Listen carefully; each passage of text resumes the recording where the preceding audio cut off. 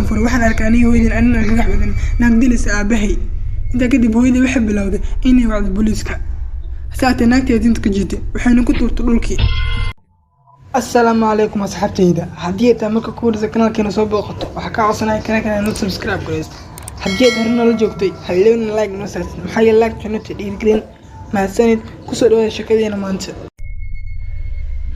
السلام عليكم شكرا ليا كله وحاول على مركز جداء إزدحتونات أنا وحاول الأرضية جعلنا وحبر شذا حتى ما أنت حنوصل امتحان أنا وحمد كسر كل درس امتحانكي أنا وحمد يقول أنا وعيسن waxaan arkaa saati aabahay iyo waalidinteeda aad u faraxsan waliba qoon xalfad waxaan iga codsanay xalfadina kala qayb galo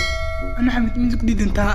inta kadib waxaan guda galay inaan diyaar imtixaankii xigay oo ah xisaab in cabaar ah marka imtixaankii aan diyaarinay ay walaalkay baakii soo furay wuxuu ii sheegay inay baxayaan aniga guriga soo xirto inta kadib waan macslaamiyay waxaan soo xirtay guriga daaqadaha iyo albaabada meel waliba inta marka imtixaankii diyaarinay ay qof alwaqsi zaid ugu soo gargaraxay aniga wax mid afsanaya waxa yeelay kaliya ee guriga joogay waxaan ogaa waalidinteeda inay maadul xidhow xaal waxa ay safar aad u dheer inta kadib waxaan mid aad cabsanaya kan fikirey qof loo soo gargaraacayo waxaan bilaabay aniga caysan inaan ku qayliyo yaa waa ku dhaho hasaate waxaan guda galay inaan dhankay TV-ga si cabsiis ka baabiyo hooyadii ay timid markaan arkay hooyadii waan ku orday waxaan si hab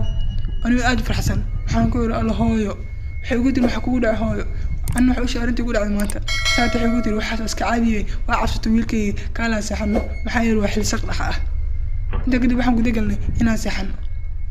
إن عبارة ملكين هرديني ولا قال حل سقط حقه وحن مقليني قيلو يا قفل الوقت نوسق الرعاية اللي بالزايدة وأنا بسانه وحن قد قلنا الباقي فرو ساعتها هو يدا يجعلسه وحين شفتي إنها يزجيو حسيت waxaan maqlay khayl daran waxa bilan albaak furo weeyay taad igu diidaneed markii albaak aan furo waxaan arkaanay hooyadin anina gax badan naagdilis aabahay inta kadib hooyadii waxay bilowday inay wacdo booliiska saate naagteedii inta ka jiitay waxayna ku tuurtay dhulkii waxaan bilan naagtii inta kadib hooyadii madiyayso xitaa ay soo waxyeelasay markii aan soo naxay ay walaalkii wuxuu ii sheegay inuu naga soo gaarasay waliba naagtii bir madax ugu dhuftay xil dambo inta kadib booliisku waxay noo sheegeen naagta inay naag fanaanad ah waliba taageerasheeda noocan inta kadib waxay bilowday inuu isku buuqdo waliba dadkii u disho si micno dar ah naagtina waxaan xiray booliiskii